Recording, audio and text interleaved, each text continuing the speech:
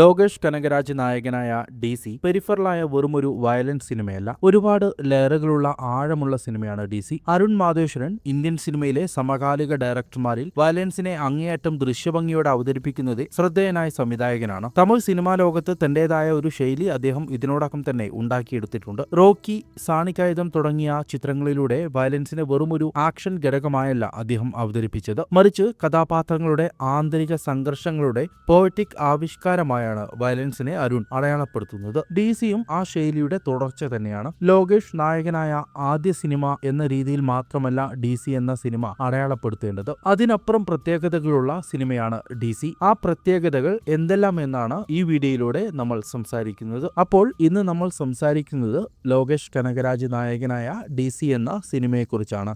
Welcome to Cinemosophy. DC എന്ന സിനിമ അരുൺ മാധേശ്വരന്റെ സിനിമാ ജീവിതത്തിലെ ഏറ്റവും മികച്ചതും ഫിലോസഫിക്കലുമായ സിനിമയാണ്. ലോക പ്രശസ്ത ബംഗാളി എഴുത്തുകാരനായ ശരത് ചന്ദ്ര ചത്തോപാധ്യായ 1917 എഴുതിയ ദേവദാസ് എന്ന ക്ലാസിക് നോവലിന്റെ മോഡേൺ അഡാപ്റ്റേഷനാണ് ഈ സിനിമ. ദേവദാസ് എന്ന ക്ലാസിക് നോവൽ ഇന്ത്യൻ സിനിമകളിൽ നിരവധി തവണ അഡാപ്റ്റ് ചെയ്യപ്പെട്ട കഥയാണ്. ഷാറൂഖ് ഖാൻ നായകനായ സഞ്ജയ് ലീല ബൻസാലിയുടെ ദേവദാസ് ആണ് അതിൽ പോപ്പുലർ എന്ന് തോന്നുന്നു. മലയാളത്തിലും തമിഴിലുമെല്ലാം ദേവദാസ് എന്ന നോവൽ സിനിമയായിട്ടുണ്ട്. എന്നാൽ മുൻകാലങ്ങളിൽ നിർമ്മിക്കപ്പെട്ട ദേവദാസ് സിനിമകളിൽ നിന്നും വ്യത്യസ്തമായി അരുൺ മാധേശ്വരൻ ഈ പ്രണയകഥയെ പ്രതിഷ്ഠിച്ചിരിക്കുന്നത് ആയുധക്കടത്തും പോലീസ് അതിക്രമങ്ങളും നിറഞ്ഞ ഒരു ഗ്യാങ്സ്റ്റർ പശ്ചാത്തലത്തിലാണ്. സംവിധായകനായ ലോകേഷ് കനകരാജ് ആദ്യമായി നായകനായി അരങ്ങേറ്റം കുറിച്ച ഈ സിനിമയിൽ വാമിക ഗബ്ബി, സഞ്ജന കൃഷ്ണമൂർത്തി എന്നിവർ മികച്ച പ്രകടനമാണ് കാഴ്ചവെച്ചത്. വയലൻസിനെ ഒരു ആർട്ടാക്കി മാറ്റുന്ന മുകേഷ് ജിയുടെ അതിശയകരമായ ക്യാമറ വർക്കും അനിരുദ്ധിന്റെ കരിയറിലെ തന്നെ ഏറ്റവും മികച്ച ബാക്ക്ഗ്രൗണ്ട് സ്കോറും ഈ ചിത്രത്തെ മറ്റൊരു തലത്തിലേക്ക് എത്തിക്കുന്നുണ്ട്. കാലങ്ങളായി ഇന്ത്യൻ പൊതുബോധത്തിലുള്ള ദേവദാസ് സങ്കല്പത്തെ വളരെ ശക്തമായാണ് ഈ ചിത്രം പൊളിച്ചെഴുതുന്നത്. ശരത് ചന്ദ്ര ചത്തോപാധ്യായയുടെ യഥാർത്ഥ നോവലിലെ ദേവദാസ് സമ്പന്നമായ ഒരു ജന്മി കുടുംബത്തിൽ ജനിച്ച പ്രണയ നൈരാശ്യത്താൽ സ്വയം നശിക്കാൻ ആഗ്രഹിക്കുന്ന ഒരു ദുർബലനായ കഥാപാത്രമാണ്. സ്വന്തം സമൂഹത്തെ പേടിച്ചും ജാതി വ്യവസ്ഥയും മൂലം നായികയായ പാർവതിയെ ഉപേക്ഷിക്കുന്ന അയാൾ പിന്നീട് മദ്യത്തിൽ അഭയം കണ്ടെത്തുകയും സ്വയം നശിക്കുകയും ചെയ്യുന്നു.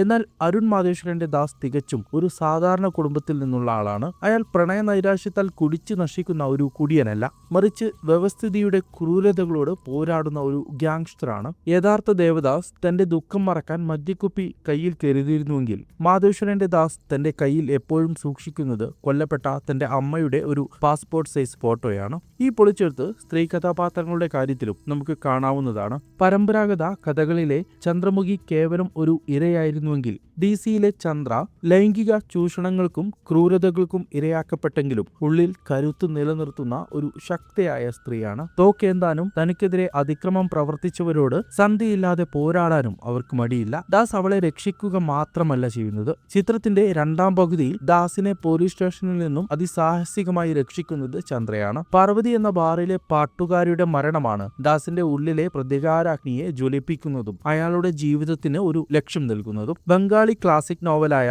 ദേവദാസിനെ മാത്രം ആധാരമാക്കിയല്ല അരുൺ മാധേശ്വരൻ ഈ സിനിമ നിർമ്മിച്ചിരിക്കുന്നത്. വയലൻസ് ചരിത്രത്തിലെ ഒരു പീക്ക് സംഭവത്തിന്റെ റെഫറൻസും ഈ സിനിമയിൽ നമുക്ക് കാണാനാകും. വയലൻസിന്റെ പേരിൽ അമേരിക്കയിൽ കുപ്രസിദ്ധി നേടിയ ബോണി ആൻഡ് ക്ലൈഡ് എന്ന കപ്പിൾസിന്റെ റെഫറൻസും ഈ സിനിമയിലുണ്ട്. സിനിമയിൽ ബ്രോത്തൽ കാണിക്കുന്ന ഭാഗത്ത് ചന്ദ്രയുടെ മുറിയിൽ ബോണി ആൻഡ് ക്ലൈഡിന്റെ ഒരു പഴയ ചിത്രം ഭിത്തിയിൽ ഒട്ടിച്ചിരിക്കുന്നത് കാണാം. അതിനൊപ്പം സാൽവദോർ ദാലിയുടെ ഒരു ക്ലോക്കും വാൻഗോഗ് ശൈലിയിലുള്ള ചിത്രങ്ങളും അവിടെയുണ്ട്. ചന്ദ്ര തന്റെ മുറിയിൽ നിന്ന് ഇറങ്ങി ഓടുമ്പോൾ അവളുടെ പിന്നിൽ ബോണി ആൻഡ് ക്ലൈഡിന്റെ ഒരു കീറിയ പോസ്റ്ററും കാണിക്കുന്നുണ്ട്. ആരാണ് ഈ ബോണി ആൻഡ് ക്ലൈഡ്? അവർക്ക് എന്താണ് DCയിൽ കാര്യം? വിശദമായി പറയാം. ബോണി പാർക്കറും ക്ലൈഡ് ബാരോയും അമേരിക്കയിലെ ഡാളസിലെ അങ്ങേയറ്റം ദരിദ്രമായ ചേരികളിൽ താമസിച്ചിരുന്ന കാമുകന്മാരായിരുന്നു. ദാരിദ്ര്യത്തോടും പട്ടിണിയോടും കലഹിച്ച് അവർ ആയുധങ്ങളുമായി ചെറുകിട ബാങ്കുകളും പെട്രോൾ പമ്പുകളും കൊള്ളയടിച്ചുകൊണ്ട് നിയമത്തിനെതിരെയും ഭരണകൂടത്തിനെതിരെയും ഒരു വലിയ യുദ്ധം തന്നെ പ്രഖ്യാപിച്ചു. ഇവരെക്കുറിച്ച് നിരവധി സിനിമകൾ ഹോളിവുഡിൽ വന്നിട്ടുണ്ട്.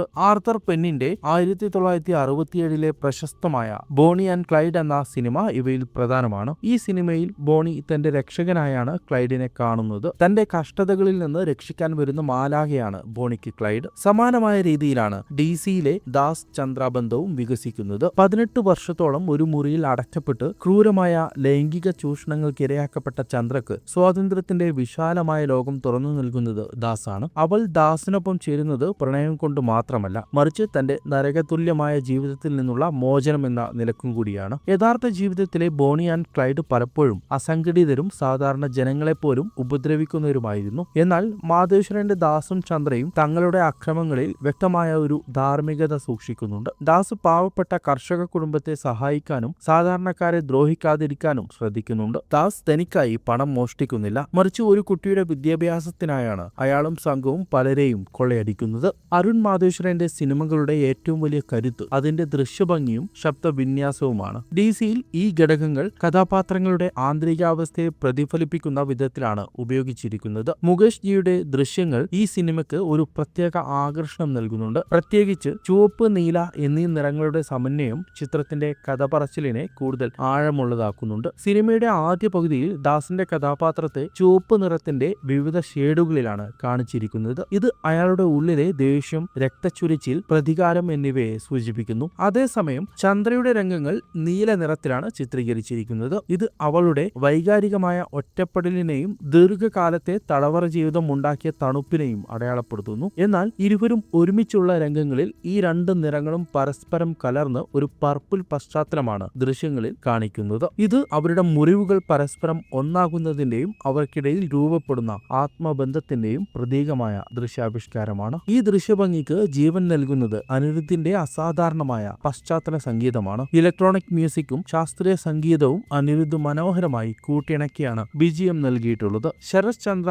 ചത്തോപാധ്യായയുടെ ദേവദാസ് എന്ന ക്ലാസിക് നോവലിനെ അടിസ്ഥാനമാക്കി ഇന്ത്യൻ സിനിമയിൽ നിർമ്മിക്കപ്പെട്ട 20ാമത്തെ ചിത്രമാണ് DC. എന്നാൽ മുൻകാലങ്ങളിൽ നിർമ്മിക്കപ്പെട്ട ദേവദാസ് ചിത്രങ്ങളിൽ നിന്നെല്ലാം തികച്ചും വ്യത്യസ്തമായി കാലഘട്ടത്തിന്റെ രാഷ്ട്രീയവും സാമൂഹികവുമായ യാഥാർത്ഥ്യങ്ങളെ ദൃശ്യവൽക്കരിക്കാൻ അരുൺ മാധവേശ്വരന് കഴിഞ്ഞിട്ടുണ്ട്. ഇവിടെ ദേവദാസ് എന്ന നായക കഥാപാത്രം വെറുമൊരു പരാജയമല്ല, മറിച്ച് വ്യവസ്ഥിതിയോട് ആയുധം കൊണ്ട് പോരാടുന്ന വിപ്ലവകാരിയാണ്. നിയമത്തിന്റെ കാവൽക്കാർ തന്നെ അക്രമികളാകുമ്പോൾ സാധാരണക്കാരന് നീതി ലഭിക്കാൻ ഔട്ട്ലോകളുടെ പ്രതിരോധങ്ങൾ ആവശ്യമായി വരുന്നു എന്ന രാഷ്ട്രീയമാണ് സിനിമ മുന്നോട്ട് വെക്കുന്നത്. അക്രമത്തെ വെറുമൊരു മസാല ഘടകമായി കാണിക്കാതെ ഫിലോസഫറായ വാൾട്ടർ ബെന്യാമിന്റെ ദാർശനിക വശങ്ങളുമായി ചേർത്ത് വെച്ച് വിശകലനം ചെയ്യാൻ പോലും സാധിക്കുന്ന തരത്തിലുള്ള ആഴം ഈ സിനിമയ്ക്കുണ്ട്. ദാസിന്റെയും ചന്ദ്രയുടെയും ജീവിതങ്ങൾ വ്യവസ്ഥിതി തകർത്തുകളഞ്ഞ മനുഷ്യരുടെ അതിജീവനത്തിനായുള്ള അവസാനമില്ലാത്ത യാത്രയുടെ പ്രതീകങ്ങളാണ്. അടിച്ചമർത്തപ്പെടുന്ന നിയമങ്ങളെയും അധികാരങ്ങളെയും പൂർണ്ണമായും തകർക്കുന്ന ഡിവൈൻ വയലൻസിന്റെ ചലച്ചിത്രാവിഷ്കാരമായി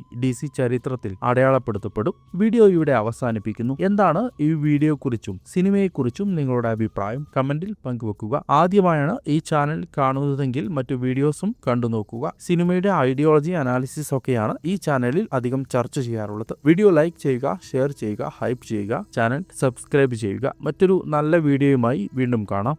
നന്ദി.